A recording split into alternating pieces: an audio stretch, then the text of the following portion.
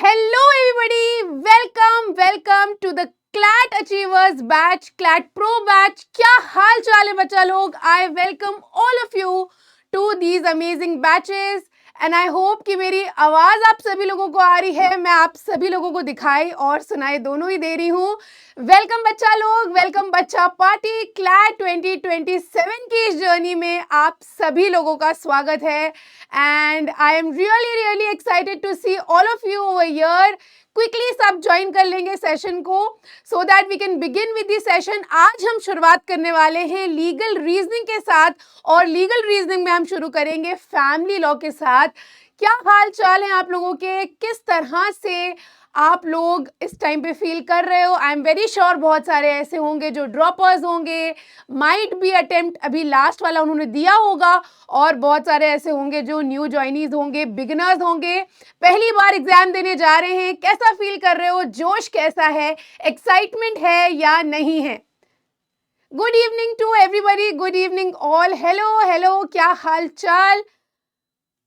चलो बहुत बढ़िया, everybody is fine, all right, fit and fine. बढ़िया, ठंडक मनाई जा रही है. दूसरा ईयर का ड्रॉप है. चलो बहुत बढ़िया. 11th के स्टूडेंट हैं सारिका. ऑल राइट, चलिए बहुत ही बढ़िया. I am very excited to. So I think let us just begin with this session. Legal reasoning कैसी लगती है? क्योंकि यार मैं तो लीगल रीजनिंग पढ़ाने वाली हूँ और लीगल रीजनिंग होने वाली है बहुत बहुत बहुत ज़्यादा इंटरेस्टिंग और एक्साइटिंग. कैसा फील करते हो यार? देखो, आप क्लैट एग्जाम के लिए प्रिपेयर करने वाले हो और क्लैट एग्जाम नाम से आपको दिख रहा होगा कॉमन लॉ एडमिशन टेस्ट, जिसको क्रैक करके आपको एडमिशन मिलता है इंडिया के top most national law universities में, जिसका आई एम श्योर आप सबको, बहुत सारे बच्चों को यहाँ पे जो होता है ड्रीम होता है. सारी चीज़ों के बारे में बात करेंगे. जल्दी से क्विकली पहले क्विकली आप लोगों को मैं बता दूं कि बेटा मेरा नाम है इसरा और मैं आपको लीगल रीजनिंग में फैमिली लॉ पढ़ाऊंगी, हिंदू लॉ, मुस्लिम लॉ हम पढ़ेंगे, साथ ही हम कॉन्स्टिट्यूशनल लॉ पढ़ने वाले हैं. साथ ही मैं आपको बहुत सारे मिसलेनियस लॉज भी पढ़ाऊंगी जो एग्जाम में पूछे जाते हैं. आज हम सारे फंडास को क्लियर करेंगे लॉ के. लीगल रीजनिंग में कैसे क्वेश्चंस पुट अप करे जाते हैं, लीगल रीजनिंग का क्लैट एग्जाम में क्या रोल होता है, लीगल रीजनिंग में मैक्सिमम स्कोर कितना करना चाहिए, किस तरह का क्वेश्चन पुट अप किया जाएगा एग्जाम में आपसे, सारी चीज़ें क्लियर होंगी. लेकिन उससे पहले बेटा कुछ बातें शातें हो जाए, है ना. हमारा आपको एक दूसरे को जानना भी तो बहुत ज़रूरी है.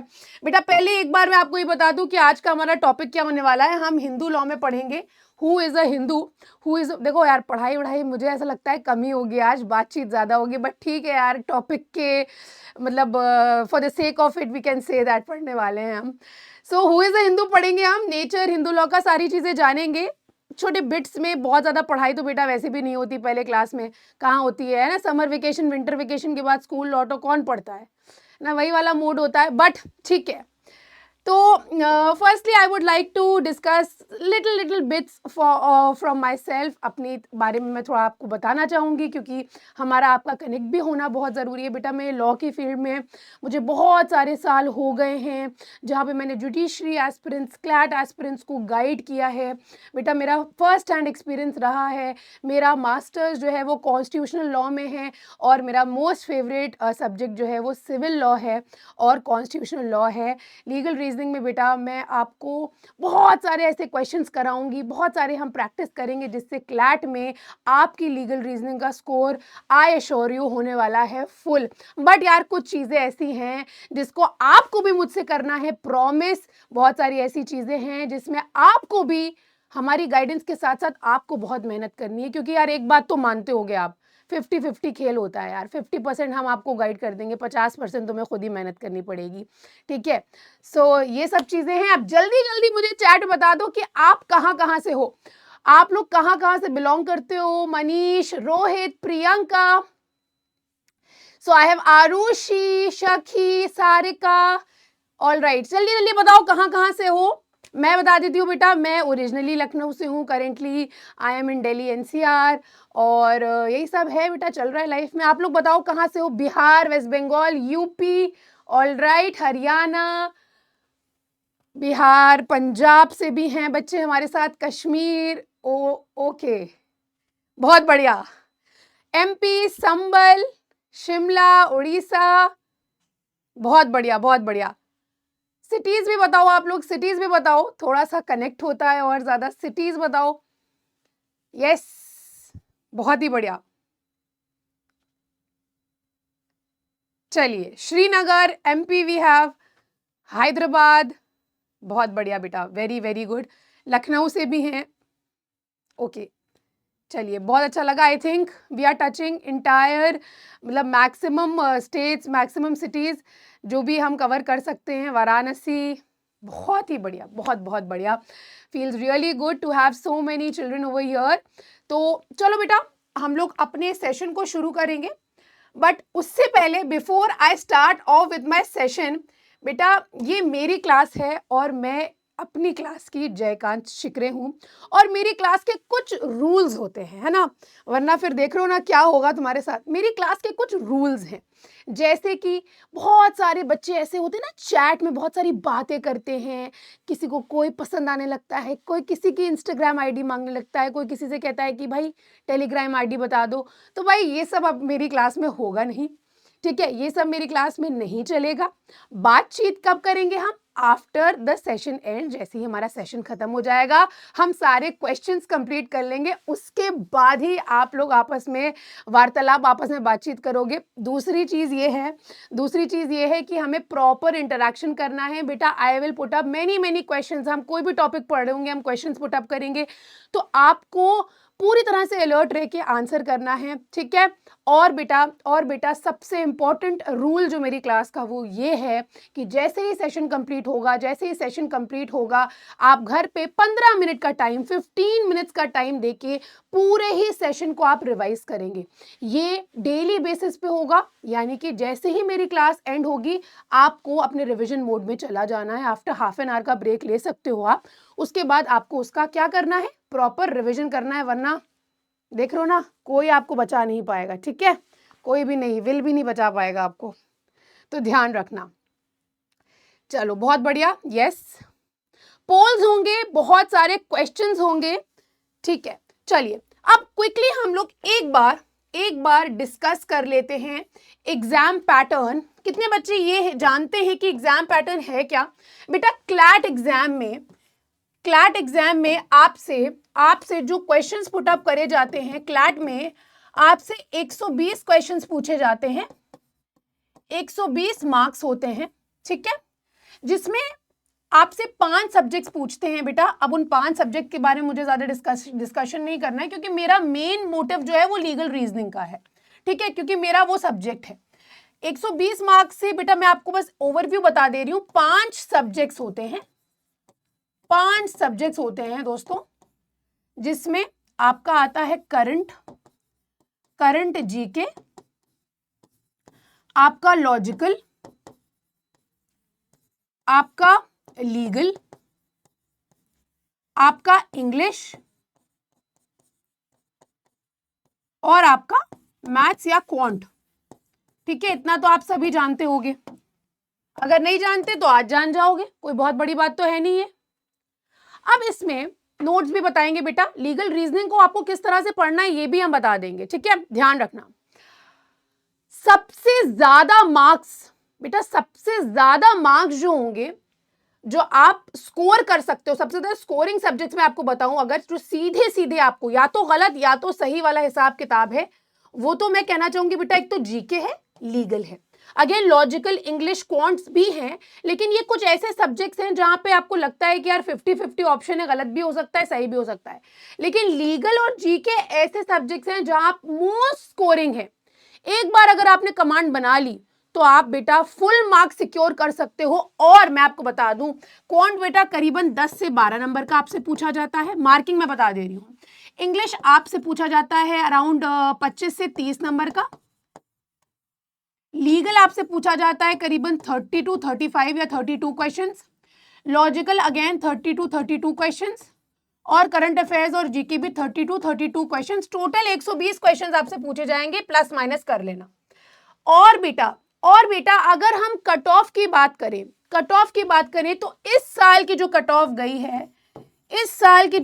गई है, वो गई है 112, यानी कि टॉपर के जो मार्क्स हैं वो हैं 112। और मैं आपको बता दूं, रैंक 1, समझ के चलना यहां से, मैं डरा नहीं रही हूं, घबरा नहीं रही हूं आपको बेटा। रैंक 1 जो है और रैंक 1 है और रैंक 19 है, आप ये मान के चलिए सिर्फ 4 नंबर का फर्क है, 4 मार्क्स। ये आप इतना समझ लीजिए कि 1 मार्क्स पे ऊपर से, और नीचे जाते जाओगे तो ज्यादा झुंड आपको दिखना शुरू हो जाएगा, ऊपर से जब देखना शुरू करो 1 मार्क्स पे कम से कम 3 4 लोग हैं जिनके 112 आ रहे होंगे, फिर 111 आ रहे होंगे, 110 आ रहे होंगे, ऐसे बहुत सारे बच्चे होंगे। तो आपको कड़ी मेहनत करनी है बेटा, बहुत मेहनत करनी है, ठीक है? बात समझ में आई? अब मैम आप लीगल रीजनिंग पे इतना फोकस क्यों कर रही हैं? फॉर एग्जाम्पल मान के चलो जहां पे 2 बच्चे उठा लेते, जैसे ये आरुष है और ये देवाशीष है, ठीक है? अब देवाशीष है और आरुष है। फॉर एग्जाम्पल एग्जाम में देवाशीष ने स्कोर किए 118.70, आरुष ने कितने स्कोर किए 118.70। अरे भाई, अब किसको प्रेफरेंस दिया जाएगा बेटा? किसको प्रेफरेंस दिया जाएगा? कॉमन लॉ एडमिशन टेस्ट में जब आप जाते हो तो कंसोर्शियम कहता है कि देवाशीष के और आरुष के लीगल के मार्क्स चेक करो, वो कहते हैं इनके लीगल के मार्क्स चेक करो। अब पता चला देवाशीष के लीगल में जो थे उसने अराउंड 25 स्कोर करे आउट ऑफ 30, बाकी में तो कर ले गया, वो लीगल में 25 स्कोर करे। लेकिन आरुष ने क्या किया? आरुष ने लीगल में स्कोर किए 27 आउट ऑफ 30। तो कंसोर्शियम कहता है कि यहां पे आरुष को प्रेफर किया जाएगा ओवर देवाशीष, आरुष को यहां पे टॉप एनएलयू मिल जाएगा। बात समझ में आई? अब भाई आरुष कॉन्ग्रेचुलेट, तुम्हें बच्चे करेंगे यहां पे। आवाज कम आ रही है? आवाज सही आ रही है भाई? आवाज सही आ रही है ना? बात समझ आ गई? तो लीगल रीजनिंग का बेटा कुछ ये पैटर्न है। और दूसरी चीज मैं आपको बता दूं, अगेन बेटा पैसेज बेस्ड क्वेश्चंस आपसे पूछे जाते हैं। पैसेज बेस्ड क्वेश्चंस क्या होते हैं? पैसेज बेस्ड क्वेश्चंस कैसे होते हैं बेटा? जैसे फॉर एग्जाम्पल उन्होंने कोई पर्टिकुलर जजमेंट उठा लिया, उस जजमेंट का एक पैराग्राफ लिखा और उस पैराग्राफ के नीचे फिर बता दिया कि इनका रेफरेंस क्या है, कि उन्होंने इंडियन एक्सप्रेस से लिया है, फला जगह से लिया है, ढमकाने जगह से लिया है, जहां से भी लिया है भाई। अब उस पे question number 1, question number 2, question number 4, question number, ये 5 क्वेश्चंस आपसे पुटअप करे जाएंगे। इसका मैं आपको एग्जाम्पल भी दूंगी, अभी आज के सेशन में। बात क्लियर? तो आपका मेन फोकस क्या होना चाहिए? भाई तुम्हारा मेन फोकस ये होना चाहिए कि ये नौबत ही ना आए। आप मतलब वैसे भी आप टॉपर्स के लिए एम करो, इतनी मेहनत करो बेटा कि आपका वैसे भी टॉपर्स में ही नाम हो, ठीक है? चलो, ये नौबत ना आए कि तुम्हारे लीगल के मार्क्स चेक करे जाएं। आगे बढ़ते हैं बेटा। कुछ इंपॉर्टेंट चीजें मैं आपको लीगल रीजनिंग में और बताना चाहती हूं बेटा। 2 भागों में डिवाइडेड है लीगल रीजनिंग का सब्जेक्ट, 2 भागों में डिवाइडेड है। एक है बेटा CLK और दूसरा है आपका स्टैटिक लॉ, यानी कि जो कानून आप पढ़ते हो। एक है आपका CLK। Ma'am what is CLK? CLK is basically current legal knowledge.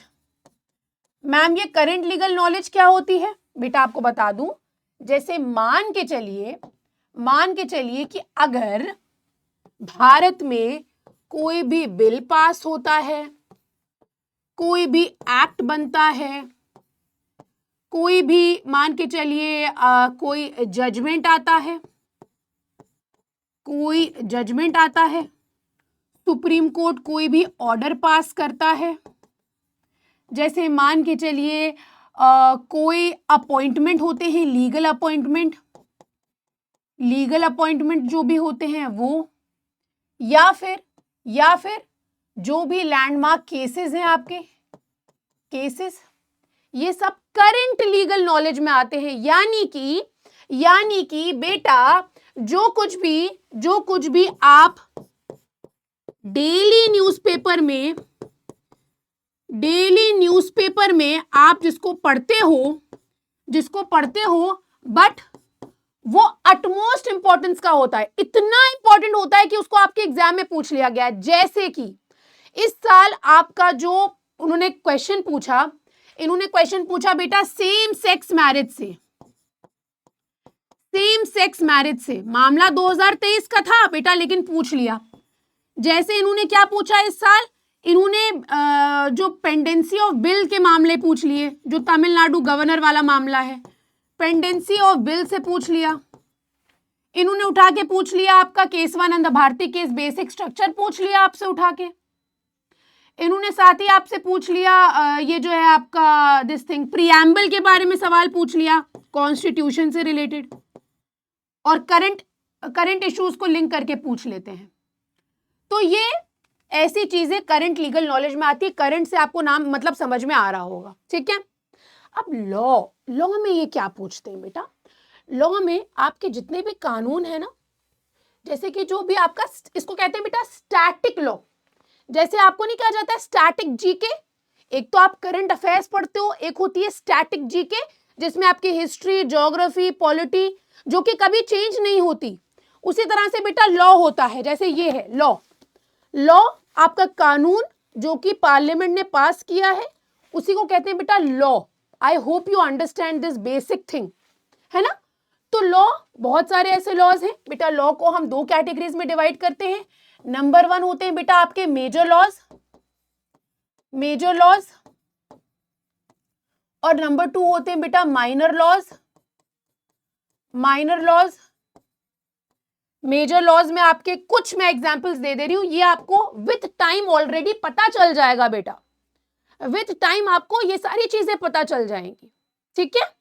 Major laws में जैसे कि आपका आ जाता है, अब सब कुछ चेंज हो चुका है, आई होप बीएनएस हम किसको कहते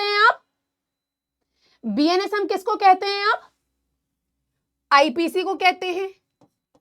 आपका बीएनएस हो गया, बीएनएसएस हो गया, आपका बीएसए हो गया। आपके जितने भी सिविल लॉज हैं, इसमें सबसे ऊपर लिख लो बेटा, सबसे ऊपर आप नोट डाउन कर लीजिएगा कॉन्स्टिट्यूशन। सबसे ऊपर कॉन्स्टिट्यूशन होता है बेटा, सबसे ऊपर कॉन्स्टिट्यूशन होता है, ठीक है, मेजर लॉज में। फिर उसके बाद आपके जो क्रिमिनल लॉज आते हैं वो हैं, क्रिमिनल लॉज जो होते हैं वो हैं। फिर उसके बाद आपके जो सिविल लॉज आते हैं वो हो जाते हैं। फिर आपका बेटा कॉन्ट्रैक्ट बहुत इंपॉर्टेंट रोल प्ले करता है, कॉन्ट्रैक्ट, टॉर्ट हो गया, टॉर्ट बहुत इंपॉर्टेंट है बेटा।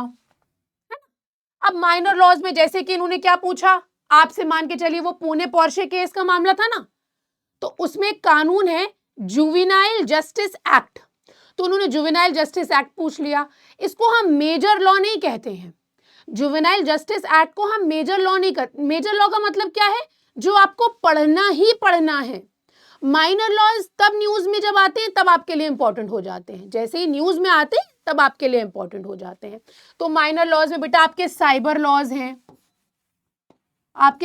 लॉज हैं, आपका ये जो मैंने जेजे एक्ट बताया, जेजे एक्ट हो गया बेटा, आपका आईटी एक्ट होता है, एंड एक्सेट्रा, है ना। बहुत सारे कानून है इसमें बेटा। फैमिली लॉ भी आता है आपका, जो आप आज पढ़ रहे हो, फैमिली लॉ से ये क्वेश्चंस पुट अप करते हैं।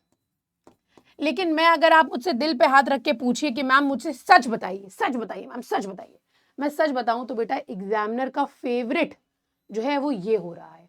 वो क्या करते हैं, वो करंट लीगल नॉलेज में, मतलब जो भी मुद्दा चर्चित रहा है, बहुत ज्यादा चर्चा का विषय रहा है, उसको क्या करते हैं, उसको लिंक कर देते हैं कॉन्स्टिट्यूशन, क्योंकि बेटा कॉन्स्टिट्यूशन हर जगह जुड़ा हुआ होता है।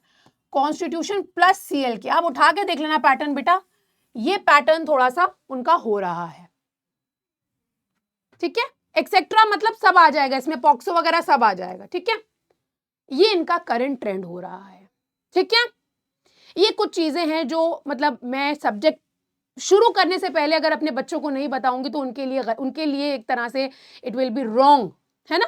मेरे बच्चों को ये पता होना चाहिए कि पैटर्न क्या है, अंधे में तो नहीं मारनी है ना, ठीक है। क्लास का ड्यूरेशन भावी 1.5 आवर्स का है, ठीक है। आगे बढ़े। अब कुछ चीजें लीगल रीजनिंग में आप ध्यान रखिएगा बेटा, जिसके बिना आपकी जिंदगी अधूरी रहेगी, जिसके बिना जिंदगी आपके जो है वो अधूरी रहेगी। जिसमें सबसे पहले जब भी लीगल रीजनिंग के भी आपको प्रैक्टिस करनी है ना, तो आप ध्यान रखिएगा आपको अपनी रीडिंग स्पीड बहुत अच्छी करनी होगी। अपनी रीडिंग स्पीड बहुत, देखो हमें यहाँ पे रिसर्चर नहीं बनना है, ठीक है। हमें यहाँ पे कोई रिसर्च नहीं करनी है, कोई पीएचडी नहीं करनी है, हम यहाँ पे डॉक्टर बनने नहीं आए हैं। हम सिंपली एक रैंक लेने के लिए आए हैं और हमें यहाँ पे ज्ञानी नहीं बनना है। हमें ज्यादा मार्क्स कैसे मिलेंगे, हमारा फोकस उस पर होना चाहिए। तो मैं तुम्हें सच बताऊं बेटा, ज्यादा तुम मार्क्स फेच कर सकते हो जब तुम्हारी रीडिंग स्पीड अच्छी होगी, जब तुम्हारा इंटरप्रिटेशन अच्छा होगा, तुम इंटरप्रेट कर पा रहे हो। क्या मतलब होता है मैम इंटरप्रेट करने का? इंटरप्रिटेशन का मतलब होता है जो कुछ भी लिखा है उसको तुम समझ पा रहे हो, तुम्हारी अंडरस्टैंडिंग एबिलिटी है कि नहीं उसको समझने की। भाई एक बात बताओ, तुमने पैसेज पढ़ लिया, क्वेश्चंस नहीं सॉल्व कर पा रहे हो तो क्या फायदा? क्या फायदा बेटा? इसको नोट नहीं करना है बेटा, ये मैं हटा भी दूंगी आपके पीडीएफ से, क्या फायदा है इसका? ये आप तक मैं पहुंचा पा रही हूं बात, उतना बहुत है ना। इसको रख के क्या फायदा? बात समझ में आ रही है? You have to understand. साथ ही आपका कमांड होना चाहिए उस सब्जेक्ट पे, जिस सब्जेक्ट से रिलेटेड क्वेश्चन आप सामने देख रहे हो। साथ ही आपकी एक्यूरेसी बहुत तगड़ी होनी चाहिए, आपकी एक्यूरेसी एकदम धुरंधर वाली होनी चाहिए, तभी आप रहमान डकैत बनोगे। समझ रहे हो? वरना क्या होगा? वरना बेटा गबोच लिए जाओगे नेगेटिव मार्किंग में, रोते रोते घर वापस आओगे। स्पीच लिख दिया मैंने, स्पीड होएगी, ठीक है। रीडिंग स्पीड होनी चाहिए बहुत तगड़ी, एक्यूरेसी होनी चाहिए तुम्हारी। एक्यूरेसी का मतलब क्या है कि भाई जो कह रहे हो ए बी सी डी में सी ही करेक्ट है तो सी ही करेक्ट होना चाहिए, वरना बेटा नेगेटिव खा जाएगा तुमको, क्योंकि नेगेटिव मार्किंग है।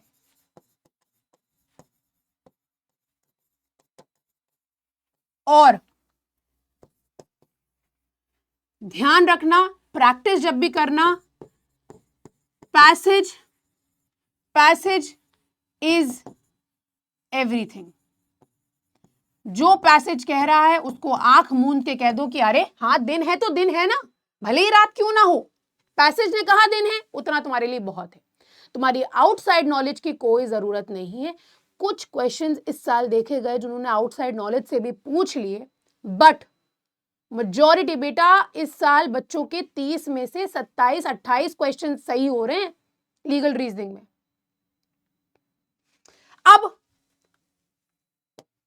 मैम रीडिंग स्पीड कैसे ठीक करेंगे? रीडिंग स्पीड बेटा मैगजीन्स पढ़ोगे, नॉवेल्स पढ़ोगे, न्यूज़पेपर रीडिंग करोगे, ये करना ही करना है। अब बेटा पिटाई होगी क्लास में अगर आप ये बार बार पूछोगे मैम रीडिंग स्पीड न्यूज़पेपर। अच्छा एक बात बताओ, न्यूज़पेपर का कोई ऑल्टरनेटिव है? ये मैम आपको बता रही है बेटा, न्यूज़पेपर का कोई ऑल्टरनेटिव नहीं है। अगर आप अपने पर मेहनत नहीं करोगे तो तुम्हारे लिए कोई नहीं खड़ा है लाइफ में, तुम्हें खुद के लिए करना पड़ेगा। तो न्यूज़पेपर रीडिंग का कोई ऑल्टरनेटिव नहीं है। सारा, निशांत, आरुष, इंग्लिश मूवीज देखेंगे आप, सीरीज देखिए, इंग्लिश में देखिए, सबटाइटल्स के साथ देखिए, आपको बहुत हेल्प करेगी। उसी तरह से चीजों को समझने की, जैसे आप न्यूज़पेपर रीडिंग कर रहे हैं ना, आप उनको समझिए, क्योंकि काफी डिफिकल्ट वर्ड्स आपके सामने पुटअप किए जाएंगे। जो भी सब्जेक्ट आपको क्लास में पढ़ाया जा रहा है उसके ऊपर आप अपना कमांड बनाइए। कैसे बनाएंगे? आपकी प्रॉपर रिवीजन स्ट्रैटेजी होनी चाहिए बच्चों। इसीलिए मैंने आपसे पहले कह दिया, मेरे क्लास का रूल है, जो भी पढ़ोगे उसको रिवाइज करोगे। प्रॉपर रिवीजन स्ट्रैटेजी आपकी होनी चाहिए, वरना क्या फायदा, अंधी में तीर मारो।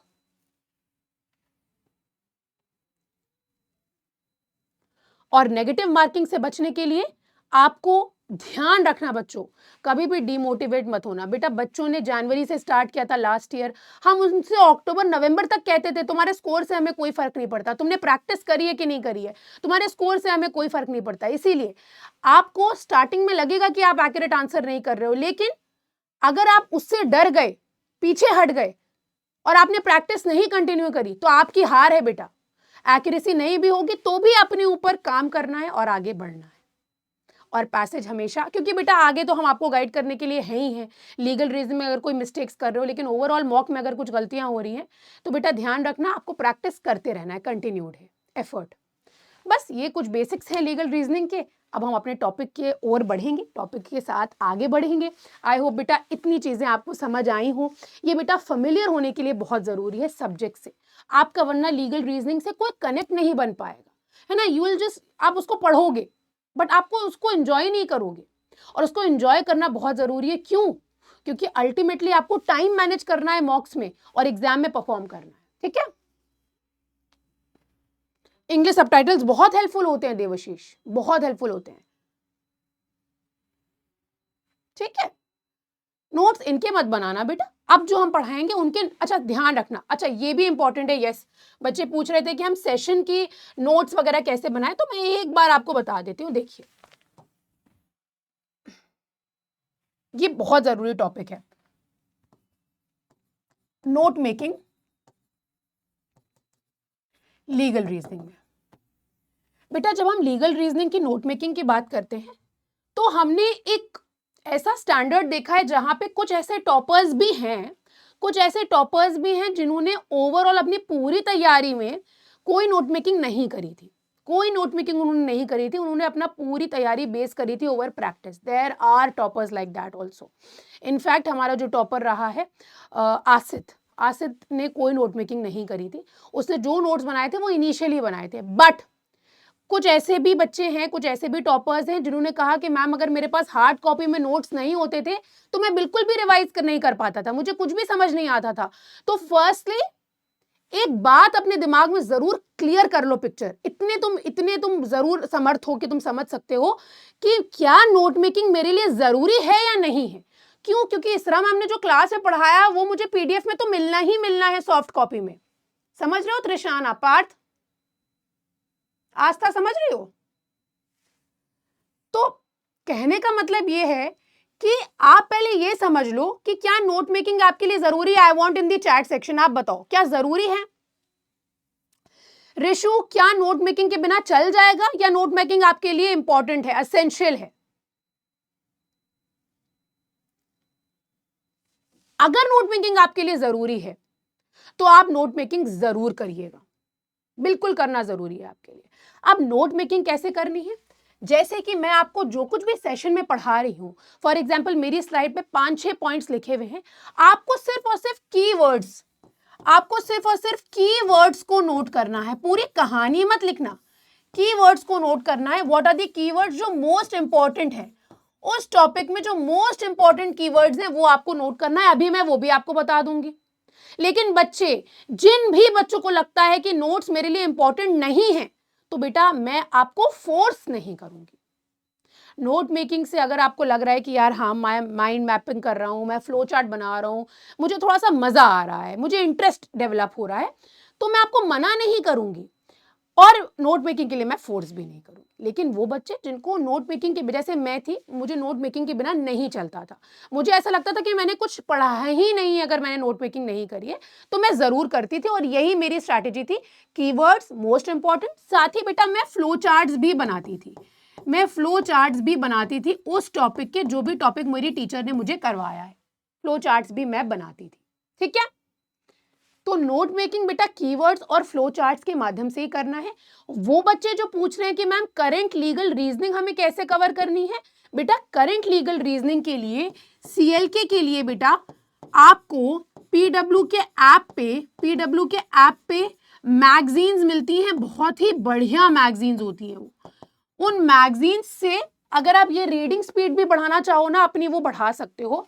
तो इन मैगजीन से आप लीगल रीजनिंग कवर करोगे, सीएलके कवर करोगे, मैं भी कराऊंगी, माइट भी कोई और फैकल्टी आपको सीएलके यूट्यूब पे भी कराई जाएगी। ऐप पे भी कराई जाएगी। So don't worry, that is on us. जब हमें पता है कि 5 पैसेज में से मान के चलो 4 पैसेज CLK से आ रहे हैं, तो हम क्या उसको छोड़ेंगे क्या? हम तो करवाएंगे ना। फ्लो चार्ट क्या होता है करण, ये भी हम बता देंगे आपको, ठीक है? बात समझ आ गई बच्चों? इसके अलावा कोई दुविधा, कोई प्रॉब्लम?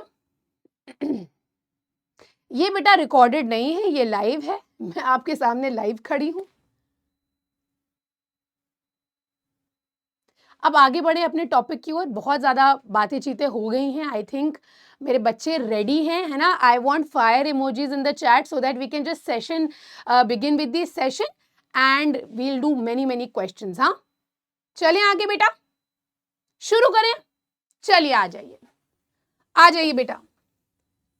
बेटा जैसा कि हम सब जानते हैं कि हमारा कॉन्स्टिट्यूशन जो है आर्टिकल 25 के अंदर, आर्टिकल 25 के अंदर क्या कहता है? आर्टिकल 25 के अंदर कहता है कि हमारे पास फ्रीडम ऑफ रिलीजन है। फ्रीडम ऑफ रिलीजन के अंदर हम किसी भी धर्म को प्रैक्टिस कर सकते हैं, प्रोफेस कर सकते हैं, प्रोपोगेट कर सकते हैं। इसीलिए आप देश में देखोगे कि आप डिफरेंट धर्मों को यहाँ पे फॉलो किया जाता है और डिफरेंट धर्मों को यहाँ पे कोडिफाई किया गया है, कोडिफिकेशन हुआ है, उनके ऊपर कानून पास किया गया। उसी तरह से हिंदू लॉ का भी कोडिफिकेशन हुआ, हिंदू लॉ में मेजरली किससे रिलेटेड बातें होती हैं बेटा? सबसे पहले हम लोग बात करते हैं, देखो किसकी, तुम लोग का दिल गार्डन हो जाता है, इसीलिए मैं बताना नहीं चाहती ये सब बातें, लेकिन अब क्या करें, मजबूरी है बताना। सबसे पहले हिंदू लॉ में बात होती है, अरे हेयर स्टाइल खराब हो गया भाई, इसकी सबसे पहले बात होती है,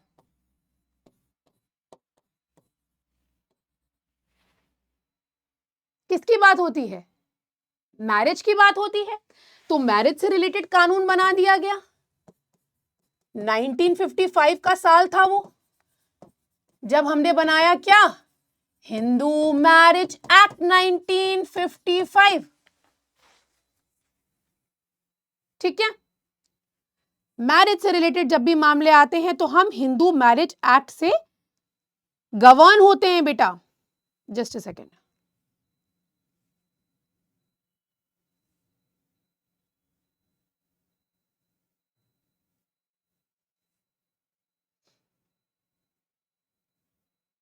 राइट।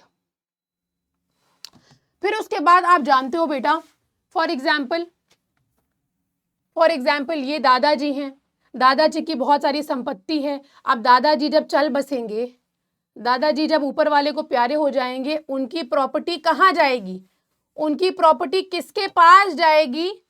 ये इसको कहा जाता है बेटा सक्सेशन। क्या कहा जाता है? सक्सेशन। किसकी प्रॉपर्टी किसके पास जाएगी, इसको सक्सेशन कहा जाता है।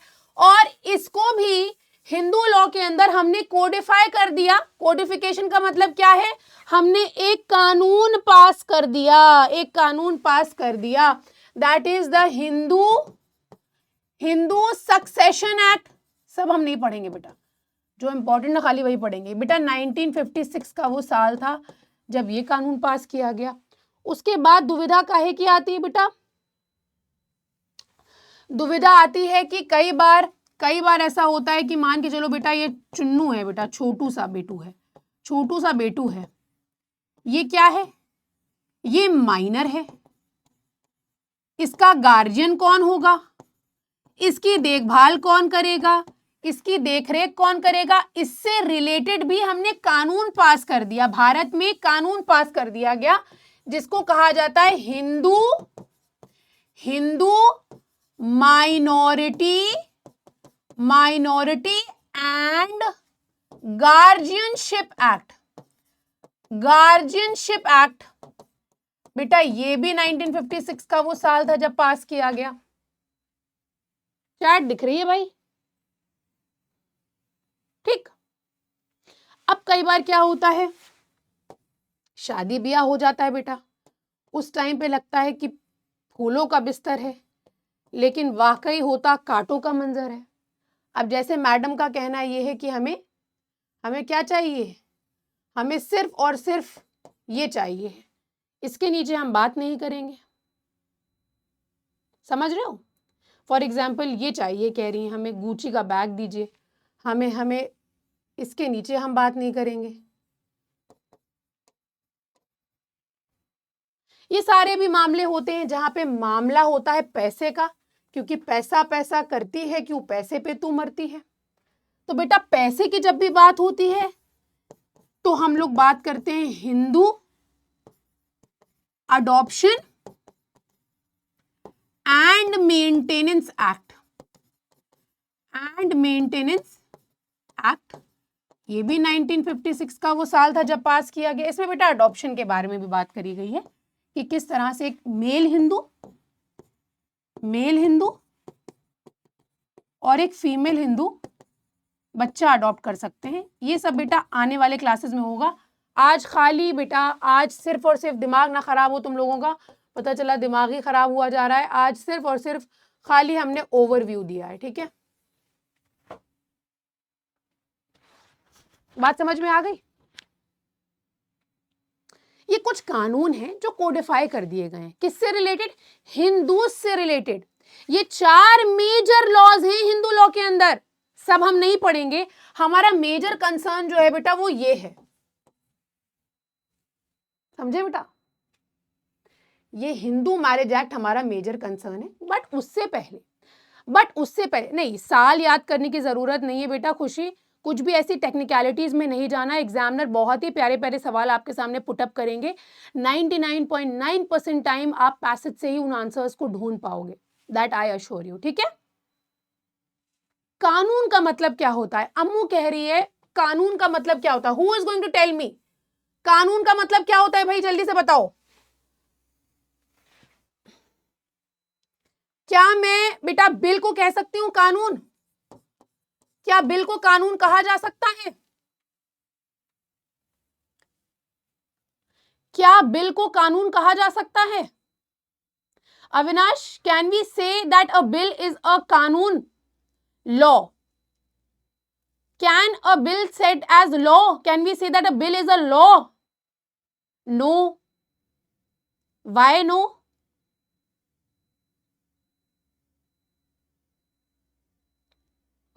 चलो इतना तो पता है, क्यों नहीं? अच्छा, एक बच्चा है जो कह रहा है यस। नो क्यों, ये तो बताओ, रीजनिंग तो दो। बहुत बढ़िया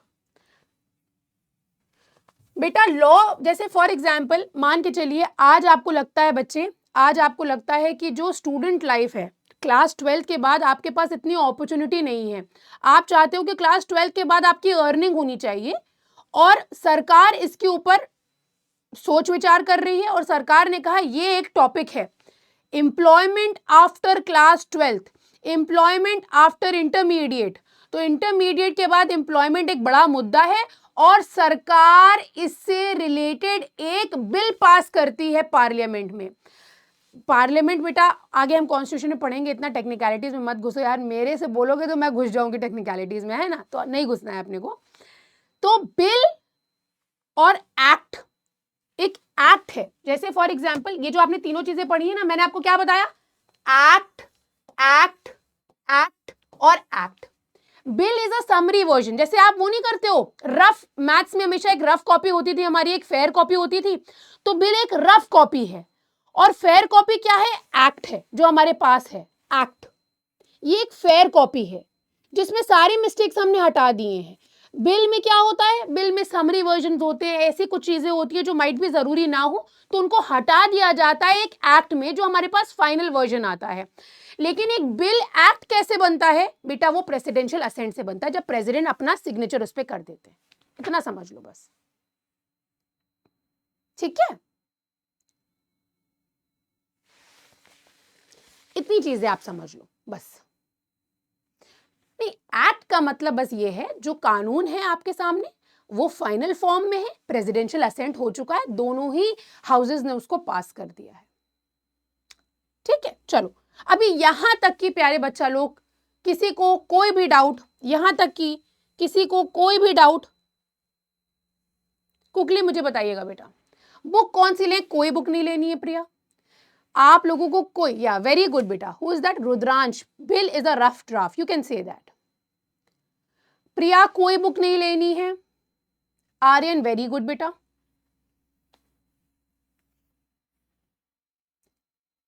नो, न्यूज़पेपर का कोई सब्स्टिट्यूट नहीं है बेटा। चले आगे, बहुत बढ़िया। आइए, अब डिविएट मत होइए टॉपिक से बेटा। कॉन्स्टिट्यूशन जब आएगा, हम कॉन्स्टिट्यूशन के बारे में बहुत इतनी बात करेंगे कि आप शायद पक भी जाओगे मैम से, है ना?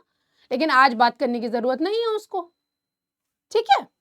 आज हम फैमिली लॉ से स्टिक ऑन करेंगे, क्योंकि उसी से रिलेटेड क्वेश्चंस फिर आप सॉल्व कर पाओगे। थोड़ा सा पानी पी ले मैम, आती है। Just a second, can I have water?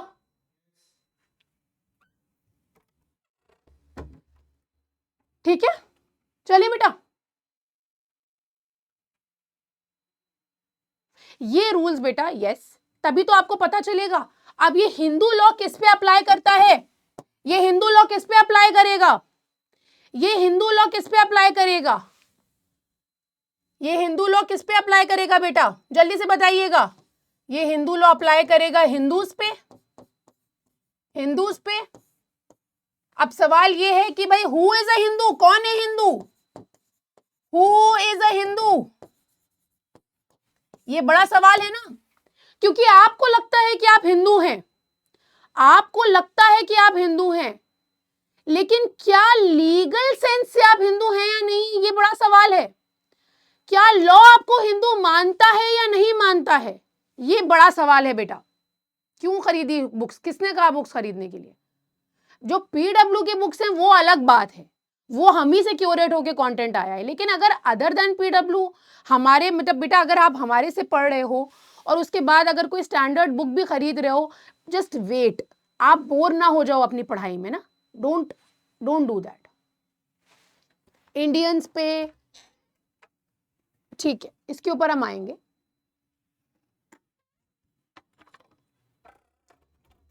ठीक है,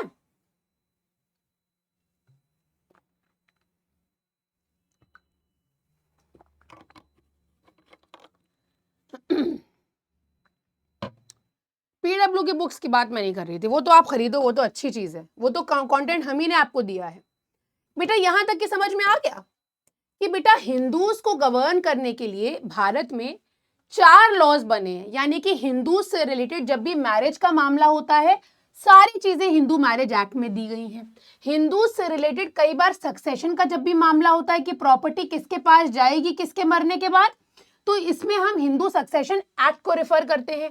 जब भी हिंदूज में बेटा, जब भी माइनर्स होते हैं, उनके गार्जियंस होते हैं, उसमें जब अगर हमें कोई भी दुविधा होती है, कोई भी प्रॉब्लम होती है, उसको सॉल्व करना होता है, तब हम बेटा Hindu minority and guardianship act से गवर्न होते हैं।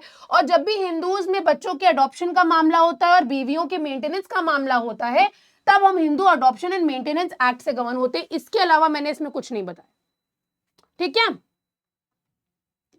बात समझ आ गई बेटा? आप ध्यान से मेरी बात समझिए, वरना फिर क्वेश्चंस आपके गलत होंगे। Everybody, are you on the same page with me? Clear है? Everybody clear? इसकी पीडीएफ नवीन मिलेगी आपको सेशन के बाद, आपको पीडब्ल्यू के ऐप पे अपडेटेड रहेगी। चले आगे, टाइम ना वेस्ट करिए बेटा। आइए, अब बेटा इतना आई थिंक आप सभी लोग जानते होंगे कि हर एक रिलीजन के कुछ सोर्सेज होते हैं। जैसे इस्लामिक लॉ के कुछ सोर्सेज हैं, हिंदू लॉ के कुछ सोर्सेज हैं, क्रिश्चियन लॉ के कुछ सोर्सेज हैं। इसी तरह से ये जो सोर्सेज हैं ये हिंदू लॉ के हैं। ध्यान रखिएगा, लर्न करने के सेंस से आपको नहीं बता रही हूं, सिर्फ और सिर्फ एक बैकग्राउंड डेवलप करने के लिए आपको ये पता होना चाहिए कि ये कुछ हिंदू लॉ के सोर्सेज हैं, जिसमें ये जो सोर्सेज है ना बेटा, ये जो सोर्सेज है ये 4, इनको हम प्राइमरी सोर्सेज कहते हैं।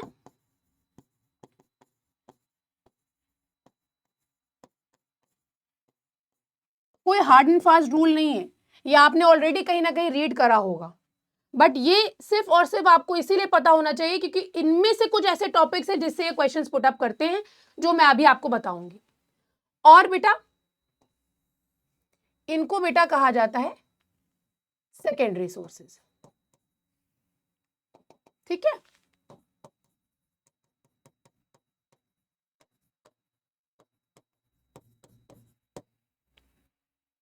बात समझ आ गई? अब इनकी डिटेल्स में हम नहीं जाएंगे, हम इसको पढ़ने थोड़े ना आए हैं बेटा यहाँ पे, इतना तो आपको पता ही है।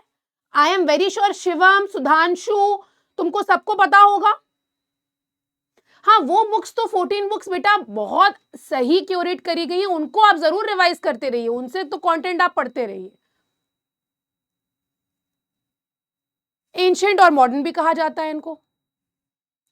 इसमें से बेटा जो सबसे important exam point of view से इंपॉर्टेंट तो सबसे ज्यादा श्रुतिज हैं, स्मृतिज हैं, कमेंट्रीज हैं, लेकिन एग्जाम पॉइंट ऑफ व्यू से बेटा सबसे तगड़ा जो क्वेश्चन बनता है ना वो कस्टम से बनता है।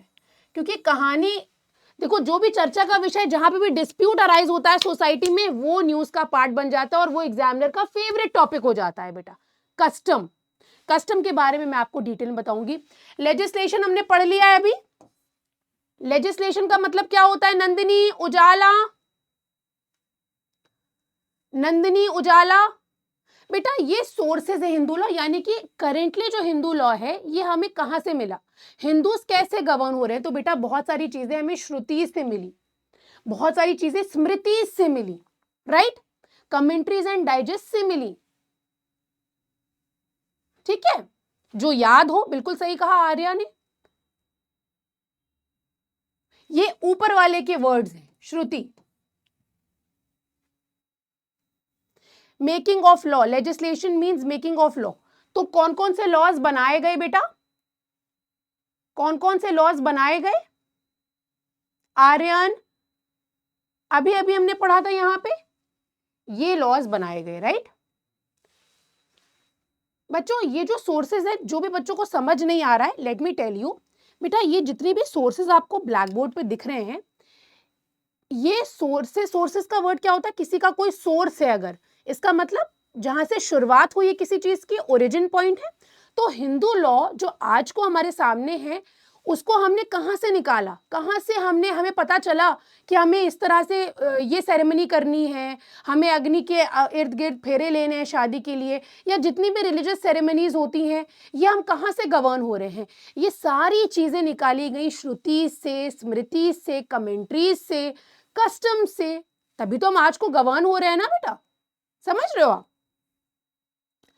ये होता है, और कुछ भी इसमें कुछ हार्ड एंड फास्ट नहीं है बेटा, जो आपको मतलब लर्न करने का पॉइंट ऑफ नहीं है इसमें, ठीक है।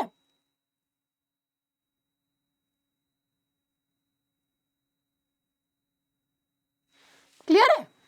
ओरिजिनेशन है, जैसे ये जो है बेटा श्रुतिज को कहा जाता है these are the words of gods, तो सबसे इंपॉर्टेंट जो सोर्स है वो श्रुतिज हैं।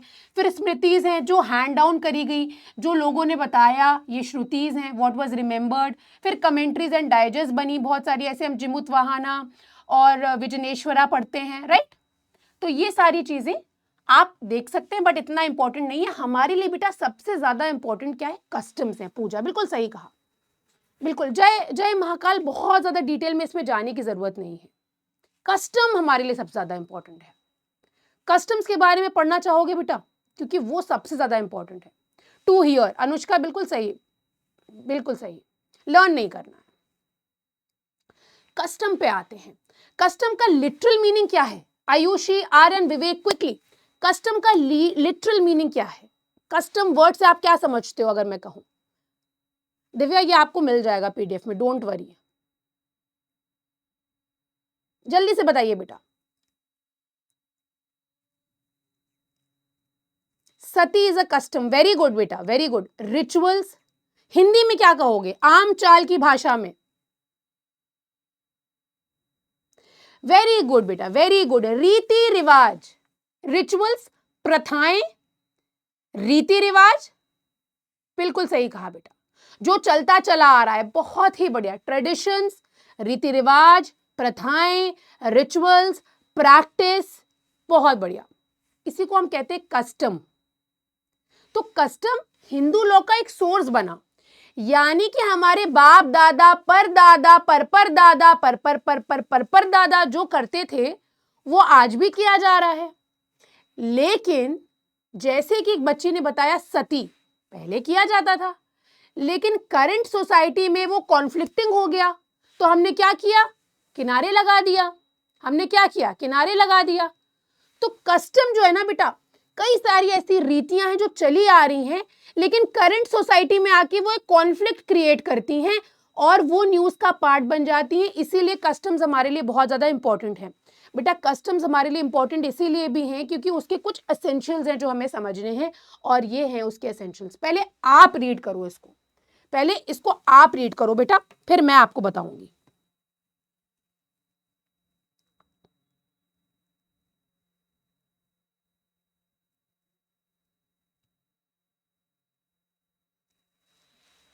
बच्चे पूछ रहे हैं मैम श्रुतिज क्या है। बेटा श्रुतिज में आपको मैं बताऊं, जो भी वेदास आप पढ़ते हो ना, चार वेदास याद है ना आपको, वो कहीं ना कहीं हम श्रुति से डिराइव करते हैं, श्रुतिज में ही है। द वर्ड्स ऑफ गॉड है ना, रेवल्यूशन फ्रॉम द गॉड।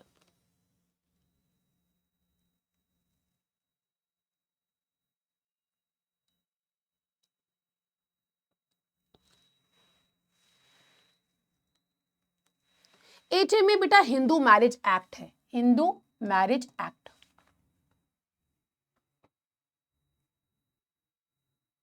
पहले आप लोग पढ़ो अच्छे से।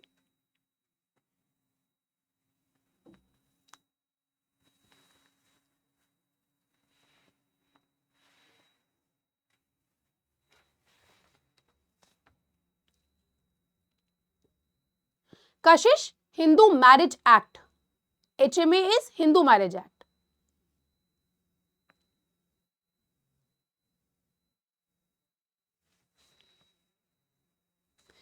इनैक्टमेंट, बच्चे पूछ रहे हैं इनैक्टमेंट क्या है बेटा। इनैक्टमेंट मतलब कोई अदर लॉ, मान के चलो अगर कोई अदर लॉ है या कोई लॉ है जो बनाया गया है किसी पॉइंट पे। एवरीबॉडी अंडरस्टूड बेटा, हिंदू 1955 में हिंदू मैरिज एक्ट बनाया गया था, ठीक है। अब देखो कहानी क्या है। कस्टम हमारे लिए इंपॉर्टेंट इसीलिए है कि जब भी फॉर एग्जाम्पल मान के चलो स्वरित जज साहब हैं, भाई स्वरित के सामने कहानी आती है। जैसे फॉर एग्जाम्पल स्वरित में, स्वरित यहां पे जज है, जज स्वरित, ये बैठे हैं जज साहब,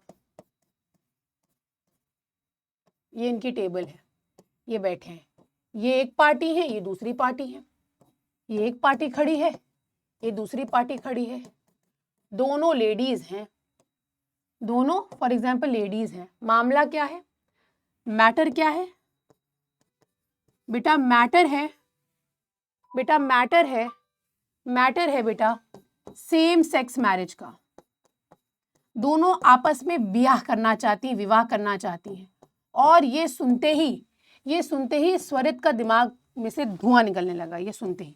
हालांकि एज सच करंट टाइम में ऐसी कोई, आजकल तो सिचुएशन बहुत ही ज्यादा डिफरेंट हो चुकी है, ठीक है, लीगलाइज एक तरह से रिलेशनशिप लीगलाइज हो गए, लेकिन मैरिज की बात आई तो स्वरित थोड़ा सा घबरा गए। लेकिन यहाँ पे ये दोनों पार्टीज अंकु और मंकु, दोनों का कहना ये है कि हमारे बाप दादा के समय से क्या हो रही है, शादियां हो रही हैं आपस में।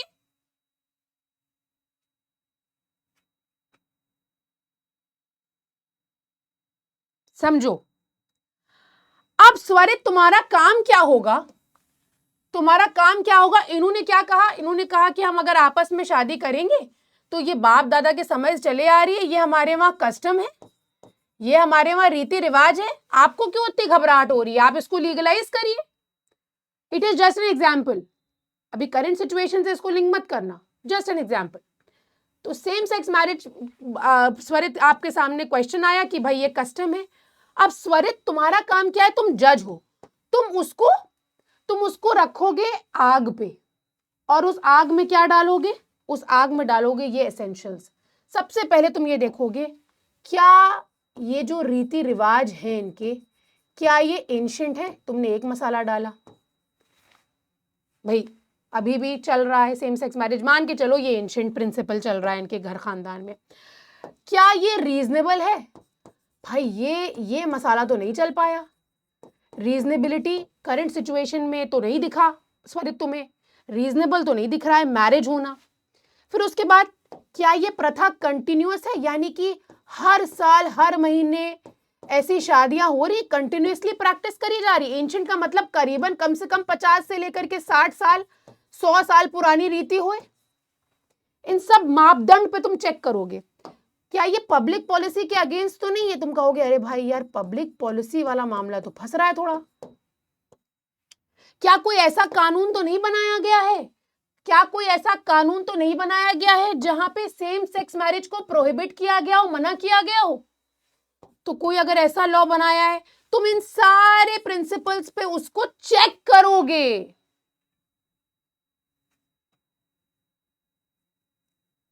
ये कस्टम के एसेंशियल्स हैं, इसीलिए ये इंपॉर्टेंट हो जाता है। तो बच्चों, अगर तुम्हारे सामने कभी भी कस्टम से रिलेटेड क्वेश्चन आएगा तो तुम इन सारे एसेंशियल्स को याद रखना, इनको तुम जरूर रिवाइज कर लेना। नवीन, इनका तुम एक फ्लो चार्ट जरूर बना लेना बेटा। यही इंपॉर्टेंट एज है, सबसे ज्यादा इंपॉर्टेंट कस्टम है बेटा, इसीलिए मैंने इस पे फोकस किया है। What is स्वरित? गुरलीन को बता दो भाई, प्लीज बता दो स्वरित कौन है, क्या है स्वरित?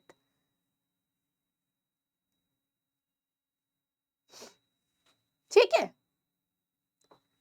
रीजनेबल मतलब क्या होता है? रीजनेबल हमेशा हम करंट सिचुएशन से एग्जाम्पल लेके करेंगे। क्या शादी करना रीजनेबल है? क्या ये सही होगा करंट सिचुएशन में? क्या रीजनेबिलिटी है, एग्जिस्ट कर रही है? क्या समाज में बहुत सारे ऐसे लोग हैं जिनको ऐसी शादियां करनी है? क्या शादी करके ऐसे कपल्स को एक अच्छी लाइफ मिल सकती है? क्या दुनिया में वो जगह, इंडिया में उनको वो जगह मिल सकती है? ये सारे सवाल आते हैं रीजनेबल के अंदर। ठीक, आगे आ जाओ। एक बच्चा पूछ रहा है एलिट के बारे में। बेटा एलिट के बारे में भी हम पूछेंगे। एक छोटा सा बेटा पैसेज आपके सामने है, इसको रीड करिए ताकि हम क्वेश्चन सॉल्व करेंगे। एलिट के बारे में भी हम 5 मिनट जरूर लेंगे आज के सेशन में।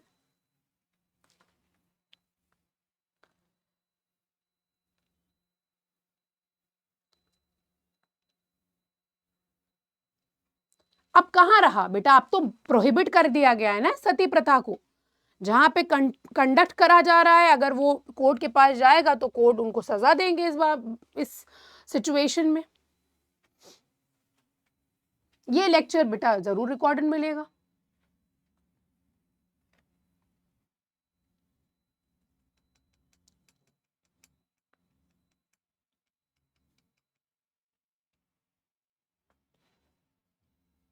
कस्टम वाला पार्ट थोड़ा इंपॉर्टेंट हो जाता है।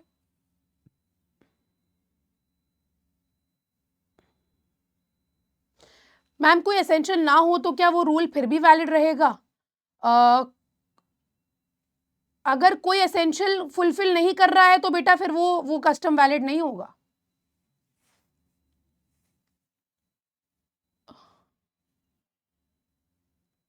So beta, in a small village of Rajasthan there exists a practice for more than 70 years under which agricultural land of joint Hindu family was inherited by only the eldest male member of the family. This practice was followed continuously without interruption and was accepted by the villagers as binding. कहा बहुत ज्यादा मजबूत हो गया है ये practice जो है। However, after the enactment of Hindu Succession Act, after Hindu Succession Act came into force, जब ये कानून बना दिया गया, एक dispute arise हुआ when a daughter of the family claimed equal rights in the ancestral property. उसने कहा कि मेरा भी हक है। The eldest male member argued, उसने कहा eldest male member ने, भाई ने, कि भाई इतने समय से कस्टम चला आ रहा है हमारे गांव का और अब वो लॉ बन चुका है, इसीलिए वो कस्टम प्रिवेल करेगा और प्रॉपर्टी मेरे पास आएगी, ना कि तुम्हारे पास जाएगी। The daughter challenged the custom on the grounds that it was unreasonable, discriminatory and opposed to the statutory law. बहुत सारे ऐसे शब्द होंगे जो तुम्हारे सर पे से बाउंसर जा रहे होंगे, बट जाने नहीं चाहिए। अगर तुम पढ़ाई शुरू कर रहे हो बेटा, you have to understand the difficult terminologies also. हालांकि इसमें देखो अनु वर्मा पूछ दी, शक्ति पूछ दी, भाई झम से पूछ दी, स्टैट्यूटरी लॉ, कुछ भी नहीं होता बेटा, लॉ ही होता है वो, स्टैट्यूटरी लॉ मतलब लॉ। बस पहला सवाल तुम्हारी स्क्रीन के ऊपर ये रहा और उसको उसका जवाब देने का समय शुरू होता है अब। जवाब दीजिए बेटा, लॉ ही होता है, स्टैट्यूटरी लॉ मतलब लॉ।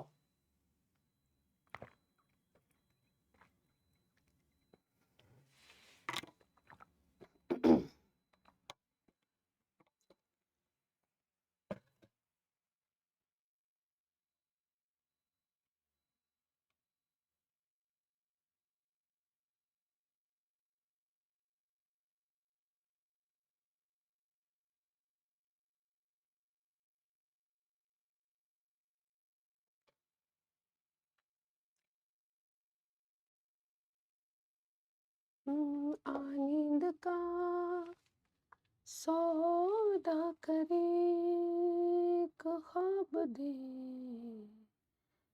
ख्वाब ले।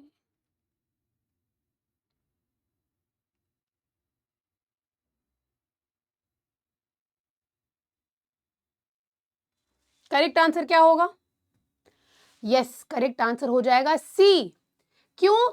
क्योंकि हिंदू सक्सेशन एक्ट आने के बाद, हिंदू सक्सेशन एक्ट आने के बाद ये कहा गया, हालांकि जब हम सक्सेशन करेंगे तब हम इसको पढ़ेंगे, एक्ट आने के बाद कहा कि भाई आप शांत रहिए, लड़कियों को भी बराबरी से हिस्सा दिया जाएगा।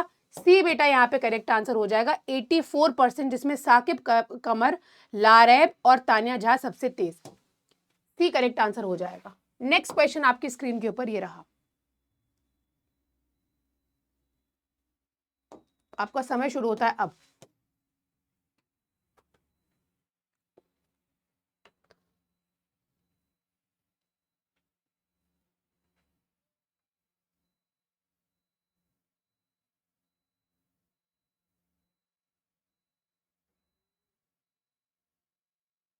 विवेक, अगर आपको इंग्लिश समझ नहीं आ रही, बेसिक इंग्लिश नहीं समझ आ रही है, तो बेटा कोई दिक्कत नहीं है, अभी तो समय शुरू हुआ है, इट इज स्टार्टेड। आप न्यूज़पेपर रीडिंग डेली बेसिस पे करिए, ठीक है? न्यूज़पेपर रीडिंग करिए, उससे बहुत बेटर हो जाएगा। और बेटा देखो, हम प्योर इंग्लिश में क्लास नहीं ले रहे हैं। प्योर इंग्लिश में अगर हम क्लास लेंगे तो बेटा दिक्कत है फिर ना, आपसे ज़्यादा बहुत बच्चे बैठे हैं जिनको दिक्कत होगी, तो हम तो वो कर ही नहीं सकते वो काम।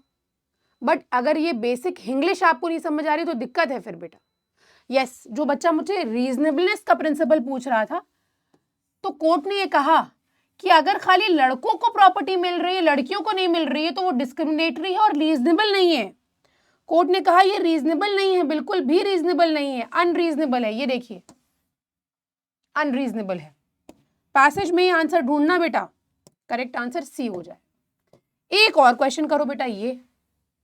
अच्छा, इसका जवाब जो है सी है, और कितने बच्चों ने दिया है? आहा, लारैब, लॉवेल, सचिन 11% कह रहे हैं ए, 12% कह रहे हैं बी। बेटा it must be ancient. Ancient तो था बेटा, क्योंकि पैसेज में रेफर किया गया कि 70 ईयर्स से चल रहा था उस विलेज में। कंटिन्यूस भी था क्योंकि 70 ईयर्स से चल रहा था। अनरीजनेबल था बेटा, अनरीजनेबल था, इसीलिए कोर्ट ने ये कहा कि ये एक्सक्लूड कर रही है। आगे आइए, ये बताइए बेटा,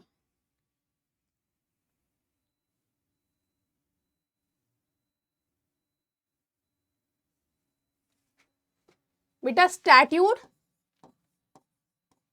is other word for law. Easily you can replace them.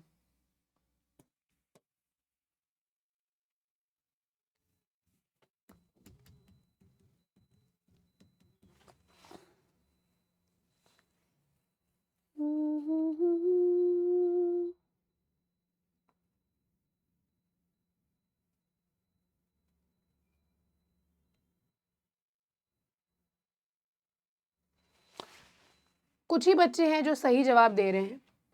इस पैसेज से ही बहुत सारी चीजें क्लियर हो गई। इस पैसेज में था कस्टम वर्सेस लॉ। कस्टम क्या था? प्रॉपर्टी ओनली मेल मेंबर्स के पास जा रही थी, सिर्फ मेल मेंबर्स के पास जा रही थी। और हिंदू सक्सेशन एक्ट क्या कह रहा था कि डॉटर्स को भी दीजिए, डिस्प्यूट अराइज हुआ, डॉटर्स को भी दीजिए, हिंदू सक्सेशन एक्ट भी बनाया गया इससे रिलेटेड। तो कौन प्रिवेल किया यहां पे, कौन प्रिवेल किया यहां पे? कस्टम प्रिवेल किया जो 70 ईयर से चल रहा था, या हिंदू सक्सेशन एक्ट 1956 में जो बनाया गया वो प्रिवेल किया? प्रिवेल करना मतलब क्या होता है टीना? किसी चीज का प्रिवेल करने का मतलब क्या होता है? प्रिवेल प्रिवेल प्रिवेल करने का मतलब क्या होता है?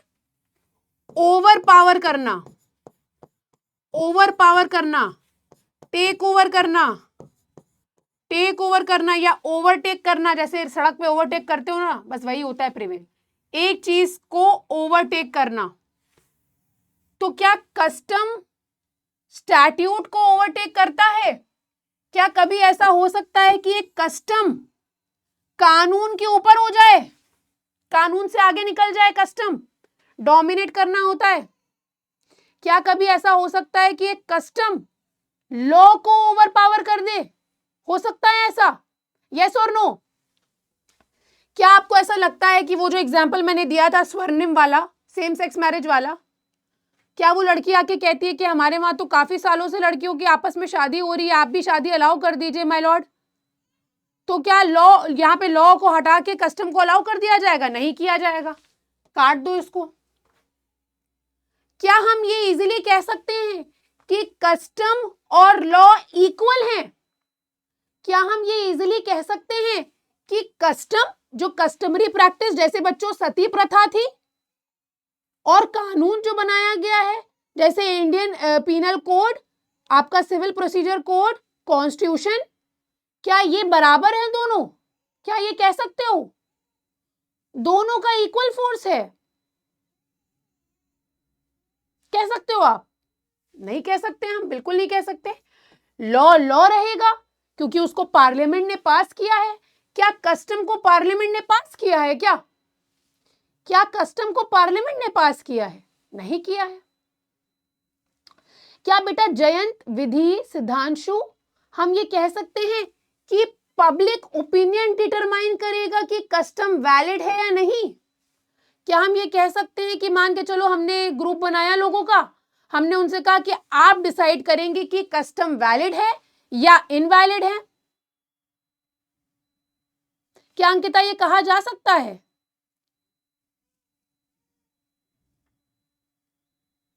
नहीं कहा जा सकता। लेकिन क्या हम ये कह सकते हैं कि वो लॉ जो पार्लियामेंट के द्वारा पास किया गया है, जिसमें प्रेसिडेंट ने हस्तक्षेप किया है, वो 70 साल पुरानी, 50 साल पुरानी या 30 साल पुरानी हो, कस्टम हो, उसको प्रिवेल कर सकता है? क्या ये कहा जा सकता है अर्पित?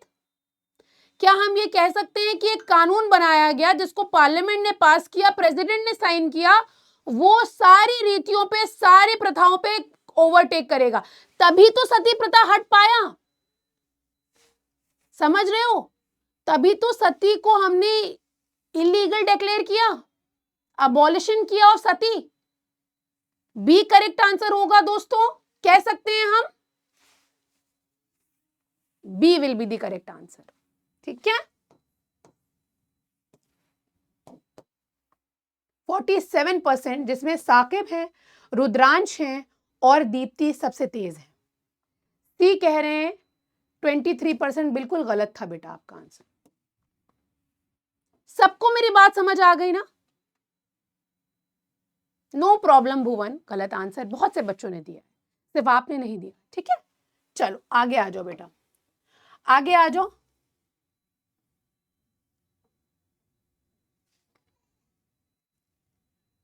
ये बताओ,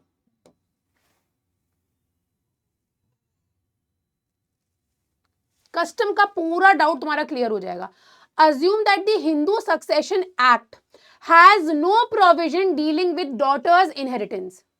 In that case, which factor would be most important to test the validity of the custom? Custom की वैलिडिटी को टेस्ट करने के लिए सबसे इंपॉर्टेंट कौन सा टेस्ट होगा? Length of the custom alone, acceptance by majority of villagers, reasonableness, consistency with the public policy, economic benefit to the eldest male. बहुत ही इजी क्वेश्चन है बेटा.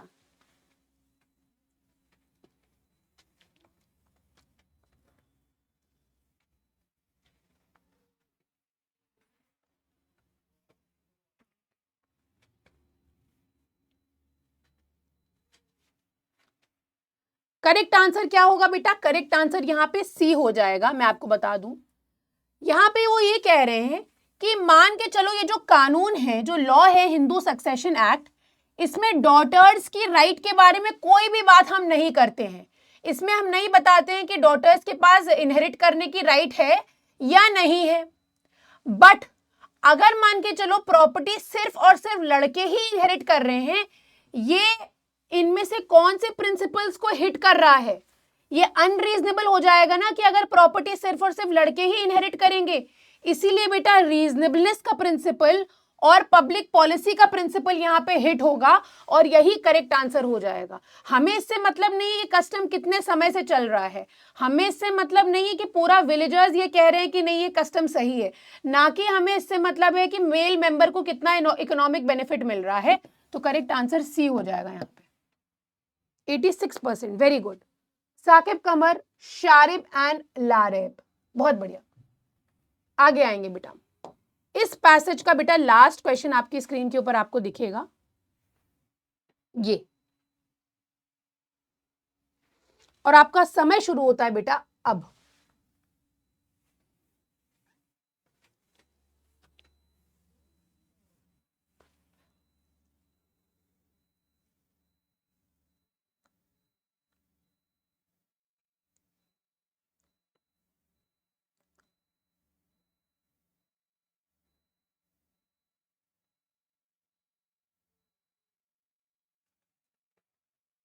सोच समझ के जवाब दीजिए बेटा, सोच समझ के. और बेटा सबसे बड़ा तो रूल मेरी क्लास का आप तोड़ ही रहे हो अभी, मुझे दिख रहा है बेटा. सबसे ज्यादा जरूरी तो ये है कि आप कभी भी चैट में जवाब मत दीजिए. चैट में जवाब मत दीजिए, हमेशा पोल्स में जवाब दीजिए. करेक्ट आंसर यहां पे हो जाएगा बेटा बी. माइट बी लैंग्वेज अभी थोड़ी हार्ड होगी आपके लिए, बट बेटा इसी तरह से आप प्रैक्टिस करना शुरू भी कर पाओगे, है ना. अगर हम आपको हलवा क्वेश्चंस देंगे, एकदम बेसिक क्वेश्चंस देंगे, तो वो आपको ना ही एंटरटेनिंग होंगे ना ही आपके लिए चैलेंजिंग होंगे बेटा. इसमें सिर्फ ये पूछ रहे हैं कि पैसेज के अकॉर्डिंग जो आपने रीड किया उसके अकॉर्डिंग करेक्ट क्या है. सबसे पहली लाइन ये कह रही है कि every long standing custom automatically has the force of law. भाई वो ये कह रही है कोई भी चीज जो लंबे समय से चलती चली आ रही है वो अपने आप लॉ बन जाएगी. क्या ये सही हो सकता है? क्या बहुत सारी तो ऐसे सती तो लॉ होना चाहिए था, फिर सती प्रथा तो लॉ होना चाहिए था. जोहर जो कमिट किया जाता था बेटा वो लॉ होना चाहिए था.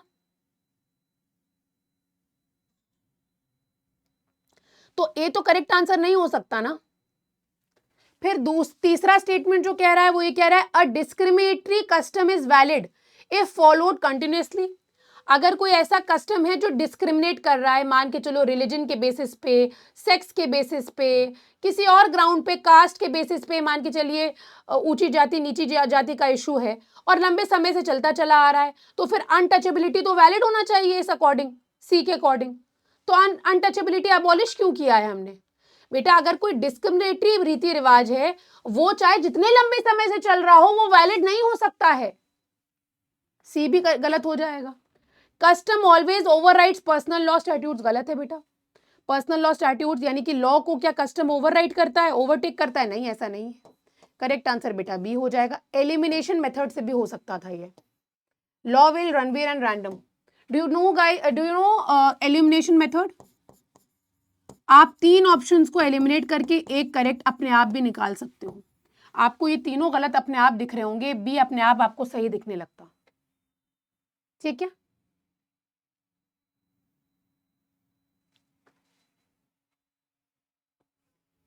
ये आपके 5 सवाल हो गए. इसके अकॉर्डिंग अभी हम लोग देखते हैं लीडर बोर्ड पे कौन है. अभी लॉ व्हील है, गर्विता है और आर्या है. ठीक है. कुछ क्वेश्चंस हमारे पास और हैं. इसके बाद बेटा पूरा फैक्चुअल चीजें हैं. 3-4 स्लाइड्स हमारे पास और हैं जो बिल्कुल फैक्चुअल हैं. हिंदू मैरिज एक्ट जो है बेटा, इसको प्रेसिडेंट का साइन जो हुआ था ना, प्रेसिडेंशियल असेंट 18 मई को मिला था और उसी दिन ये कानून बन गया था हिंदू मैरिज एक्ट जो है। हिंदू मैरिज एक्ट में बेटा हिंदू को डिफाइन किया गया है। रीड करिए, आपके रीड करने का है बेटा, मेरे बताने का कुछ भी नहीं है। सवाल ये है, मैंने आपसे एक सवाल पूछा था कि हु इज अ हिंदू, याद है? Who is a Hindu? तो according to Hindu marriage act आपको पीछे दिख रहा होगा कि भाई कौन है हिंदू, हम किसको कहेंगे हिंदू। फॉर एग्जाम्पल मान के चलो हमारी चैट में अगर कोई सिख है, अगर कोई जैन है या कोई बुद्धिज्म को फॉलो कर रहा है बच्चा, तो क्या वो भी हिंदू होगा? क्यों अरविंद? आवेश नहीं, डेट नहीं याद करनी है। रंजीत, मान के चलो जो हमारे क्लास में अभी बच्चे जो सिखिज्म को फॉलो कर रहे हैं, जैनिज्म को फॉलो कर रहे हैं, बुद्धिज्म को फॉलो कर रहे हैं, क्या उनको हम हिंदू कहेंगे? हिंदू मैरिज एक्ट का सेक्शन 2 कह रहा है, हिंदू मैरिज एक्ट का अंकिता सेक्शन 2 कहता है बेटा अर्पित, यस, इनको भी हम हिंदू कहेंगे। इसीलिए हमने कहा कि आपको क्या लगता है कि आप हिंदू हैं? क्या आप हिंदू लीगली हैं? ये हिंदू मैरिज एक्ट बताता है। बुद्धिस्ट, जैन्स और सिख्स भी यहां पे हिंदू कहलाते हैं।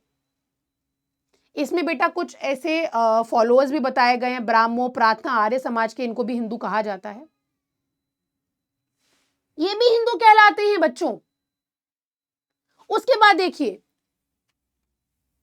वो सभी लोग जो मुस्लिम नहीं हैं, क्रिश्चियन नहीं हैं, पारसी नहीं हैं, ज्यू नहीं हैं, वो क्या हैं? वो हिंदू हैं।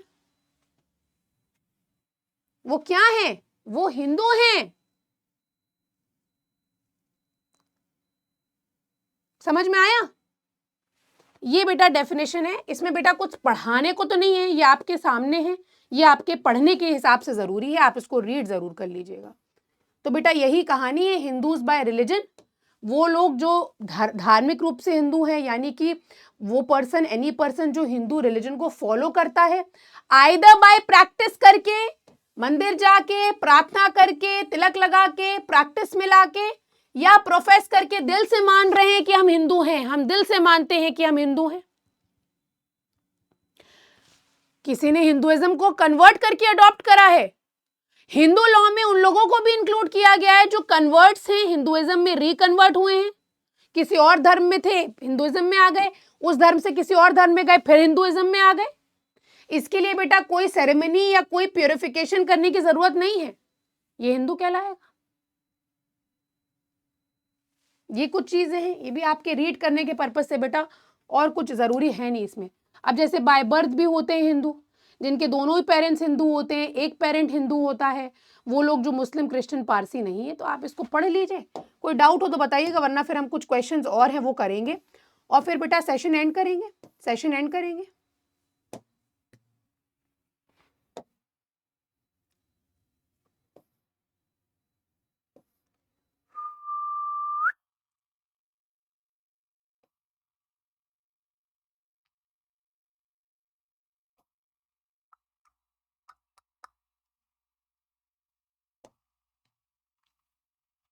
पढ़ लो बेटा।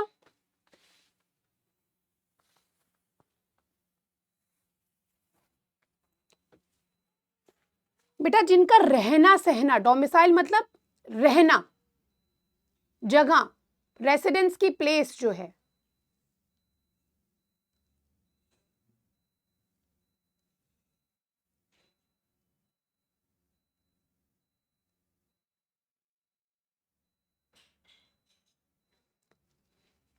प्लेस ऑफ कंट्री या रेसिडेंस होता है। इसको पढ़ लो बेटा, इसमें कुछ भी पढ़ाने टाइम ना वेस्ट करिए, इसमें आप ऐसे ही पढ़ लीजिएगा, इसको रीड करने का है।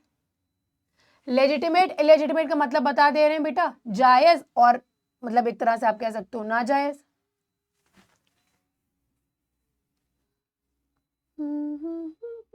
पोल इशू है। अब इसका नोट्स वोट्स मत बनाना बेटा, तुम्हारी नॉलेज के लिए रखा हुआ है बस, इसको रीड कर लो, फिर क्वेश्चंस पुट करेंगे, फिर एंड करेंगे क्लास को। बेटा क्विकली रीड करिए, 15 सेकेंड्स का टाइम है बेटा, 15 सेकेंड्स का टाइम है। नोट्स जकी बता देंगे एंड में, एक बार याद दिला देना कैसे बनाने हैं। जल्दी से रीड करिए इसको, क्वेश्चंस पुट अप करेंगे, फिर सेशन एंड करेंगे। जल्दी से बेटा।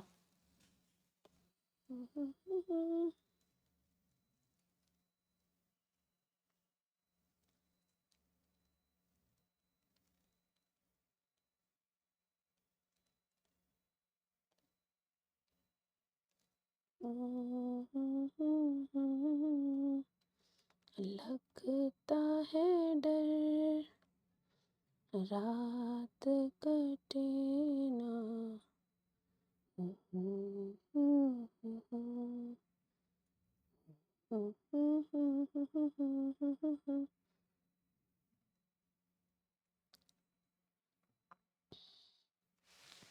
पहला क्वेश्चन आपकी स्क्रीन के ऊपर, पहला क्वेश्चन आपकी स्क्रीन के ऊपर बेटा ये रहा। इसमें मैं रीड वीड नहीं करूंगी, इजी क्वेश्चन है बेटा।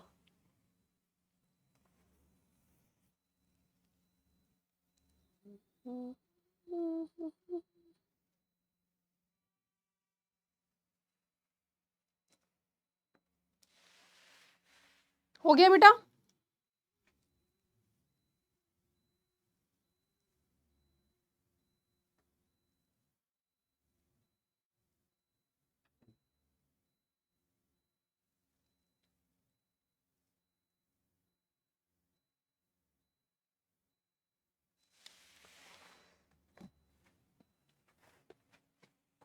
यस, बी करेक्ट आंसर हो जाएगा। अभी अभी हमने डिस्कस किया है बेटा, गलत मत लगाओ यार इसको, अभी अभी हमने डिस्कस किया है। 85%, वेरी गुड। नेक्स्ट क्वेश्चन आपकी स्क्रीन के ऊपर ये रहा। अकॉर्डिंग टू द पैसेज जवाब देना है, इजीली जवाब दे दोगे आप। हिंदू लॉ में क्या कहा गया है? हालांकि कल के सेशन में हम ये डिस्कस करने वाले हैं, कल का सेशन बहुत ही ज्यादा इंपॉर्टेंट होने वाला है आपके लिए, ठीक है? यस, वरना वेकना आने वाला है बेटा, वेकना आने वाला है। अगर आप लोग चैट में जवाब दोगे ना तो मुझसे बुरा कोई होगा नहीं, कुछ कर नहीं पाओगे फिर आप लोग।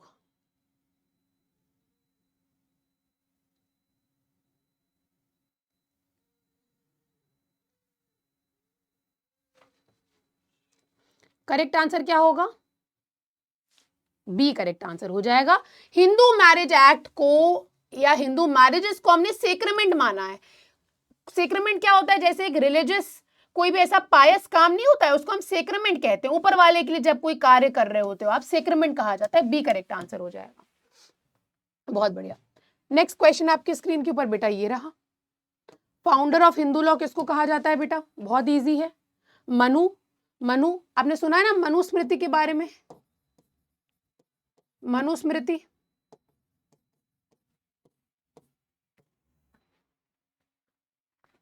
करेक्ट आंसर क्या होगा?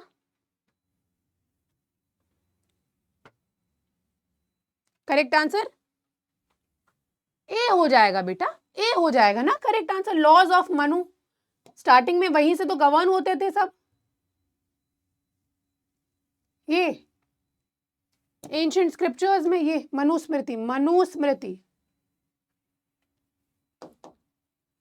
करेक्ट आंसर बेटा क्या हो जाएगा? ए हो जाएगा, ठीक है? बाकी दो क्वेश्चंस आप एज होमवर्क मुझे कमेंट सेक्शन में जवाब देना। अखिल और दीप्ति सबसे तेज है। दो क्वेश्चंस हैं बेटा, इनका जवाब आप कमेंट सेक्शन में मुझे देंगे। नेक्स्ट क्लास में हम शुरू करेंगे with the concept of uniform civil code. Next class में थोड़ा आप पढ़ के आना है इसके बारे में, थोड़ा इसके बारे में आप रीड करके आना पहले से। आज की बेटा यहीं पे सेवा समाप्त। आज हमने मेजरली हमने क्या पढ़ा? हमने हिंदू लॉ के सोर्सेस के बारे में ब्रीफली देखा, जिसमें हमने कस्टम पे मेजर फोकस रखा, जिसमें हमारा मेजर फोकस किस पे था? कस्टम पे था। साथ ही हमने यहाँ पे ये देखा कि लीगल रीजनिंग को हम किस तरह से क्या करेंगे? अटेम्प्ट करेंगे। और साथ ही यहाँ पे हमने हिंदू कौन होता है, हु इज अ हिंदू, ये भी देखा, जो कि आपको बाद में रीड भी करना है क्योंकि उसमें आज सच तो फैक्चुअल चीजें थी। अब इनकी नोट मेकिंग कैसे करनी है बेटा? इनकी नोट मेकिंग जैसे मैंने हु इज अ हिंदू का कॉन्सेप्ट बताया, तो आप खाली उनको 3 पॉइंट्स में ऐसे फ्लो चार्ट बना के लिख लोगे। जो रिलीजन फॉलो करते हैं, कन्वर्ट्स, रिकन्वर्ट्स, और वो जो मुस्लिम, जैन, मुस्लिम और पारसी जू नहीं है, ये आपका आ जाएगा इसमें। इस तरह से फ्लो चार्ट बना के कीवर्ड्स लिखोगे खाली आप, बस सिर्फ कीवर्ड्स। जैसे कस्टम हमने आपको बताया, तो कस्टम में आपको पूरी कहानी गाथा नहीं लिखनी है, खाली आपको वो सेक्शन नंबर लिखना है। सेक्शन 3A है आई थिंक, वो लिख देना है। और कस्टम में आपको लिखना है एंशिएंट होना चाहिए, रीजनेबल होना चाहिए, पब्लिक पॉलिसी के साथ साथ चलना चाहिए, लॉ के अगेंस्ट नहीं होना चाहिए। बस ये वर्ड्स लिखने हैं आपको, बस इस तरह से एक A4 शीट में आपके नोट्स होने चाहिए एक क्लास के, बस एक तरफ के छोटे छोटे नोट्स। इसी के साथ बेटा आज का सेशन हम यहीं पे एंड करेंगे, बट आई जस्ट होप कि आज लॉवेल 8 में 8 क्वेश्चन सही है। इनफैक्ट बहुत सारे बच्चे हैं जिनके 8 में 8 सही होंगे। ठीक है, एक बार आप लोग अपनी रैंक्स भी बता दीजिएगा। और इसी के साथ मैं आज का सेशन एंड करूंगी। बट एक चीज़ मैं आपको बताना चाहूंगी बेटा कि अपना ड्रीम जो है बेटा, आप आज से ही अपना ड्रीम आप चुन लीजिएगा। आपका ड्रीम NLU कौन सा है, ये पूरी लिस्ट है, मैं लाई थी आपको दिखाने के लिए। ये बेटा national institutional ranking of framework निकलती है मिनिस्ट्री ऑफ एजुकेशन के द्वारा हर साल। 2025 में top most national law university जो है वो बैंगलोर की है। फिर आपके जो एलिट एग्जाम होता है वो NLU दिल्ली के लिए होता है। नालसार आता है आपका हैदराबाद में। इनकी स्कोरिंग होती है, प्रॉपर स्कोरिंग होती है। 4th पे है आपका जो वेस्ट बंगाल का है। फिर गुजरात 5th नंबर पे आता है। फिर खड़गपुर है आपका, IIT सिम्बायोसिस है आपका, जामिया मिलिया, AMU है। तो बेटा यही सारी चीज़ें हैं जो आपका ड्रीम इन्हीं में कहीं होना चाहिए।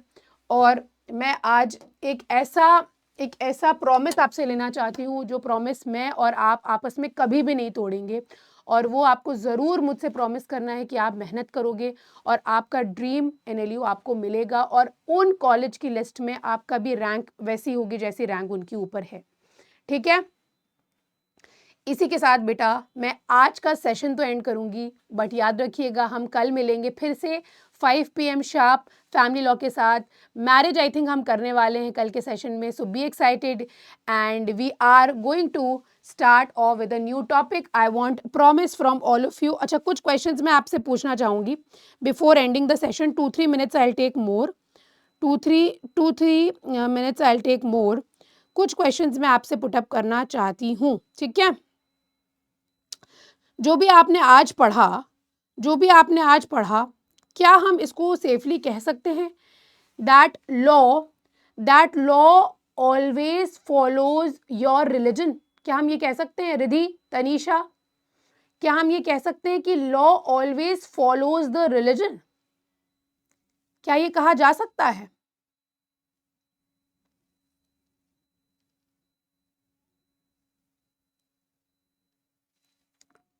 Very good. क्या हम ये कह सकते हैं a custom followed for 100 years is always valid?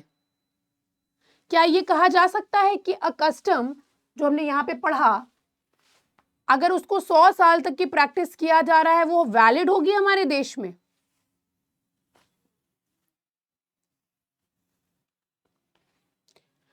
क्या हम ये कह सकते हैं कि अगर कोई कस्टम पब्लिक पॉलिसी के अगेंस्ट है तो उसको इनवैलिड डिक्लेयर किया जा सकता है? अगर कोई कस्टम पब्लिक पॉलिसी के अगेंस्ट है उसको इनवैलिड डिक्लेयर किया जा सकता है?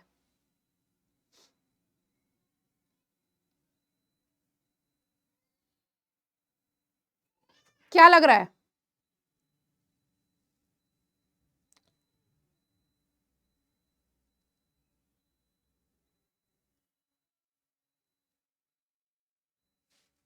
वेरी गुड बेटा, बहुत बढ़िया। एक और क्वेश्चन,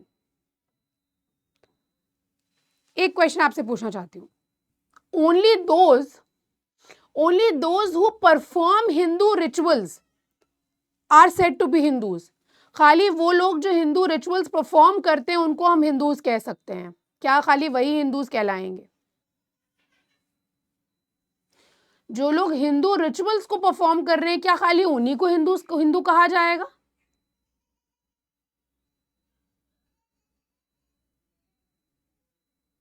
दिल से भी तो कोई मान सकता है अपने आप को हिंदू, नहीं प्रैक्टिस करता हो। बहुत से ऐसे लोग हैं जो मंदिर तक नहीं जाते हैं, लेकिन क्या वो हिंदू नहीं है? बहुत बढ़िया। एक और सवाल बेटा,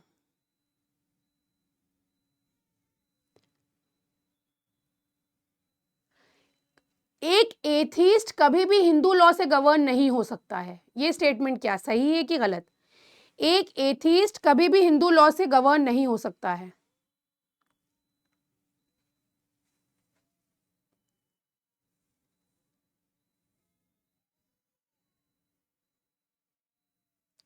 बिल्कुल सही। अगर एक एथीस्ट का जन्म हिंदू फैमिली में हुआ है तो हम उसको क्या कहेंगे? उसको क्या कहेंगे हम? हिंदू तो कहेंगे, राइट? है कि नहीं है? चलो, बहुत बढ़िया बेटा। जो किसी रिलीजन को नहीं मानता है बेटा, उसको एथीस्ट कहा जाता है। ठीक है?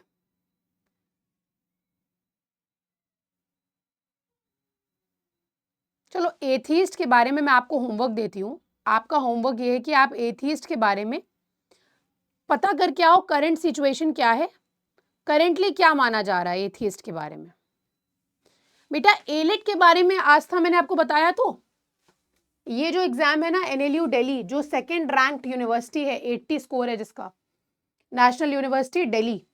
बेटा, इसको अगर आपको यहाँ पे एडमिशन लेना है तो उसके लिए आपको एलिट एग्जाम को क्रैक करना होता है। ठीक है, एलिट एग्जाम को क्रैक करना होता है। बाकी तो क्लैट होता है, लेकिन एनएलयू दिल्ली के लिए एलिट होता है। All right, so I would be ending today's session, but I hope that you guys will be joining in tomorrow's session ठीक 5 बजे। आई होप बच्चों आप लोगों को मजा आया होगा आज के सेशन में। एंड प्रॉमिस याद रखना बेटा, मेहनत करनी है और अपनी जगह बनानी है top most national law university में। हम आपके साथ इसी तरह से मेहनत करेंगे, बट आपको भी मेहनत करनी है। So see you in the next month. तब तक के लिए पढ़ाई करते रहिए। एलिट की भी तैयारी यहीं पे हो रही है बेटा, एलिट की भी तैयारी आपकी होती जा रही है साथ ही साथ, don't worry on that. See you in the next month. तब तक के लिए पढ़ाई करते रहिए, अपना ध्यान रखिए। Take care and good bye from my side, lots of love. Bye bye guys, bye bye.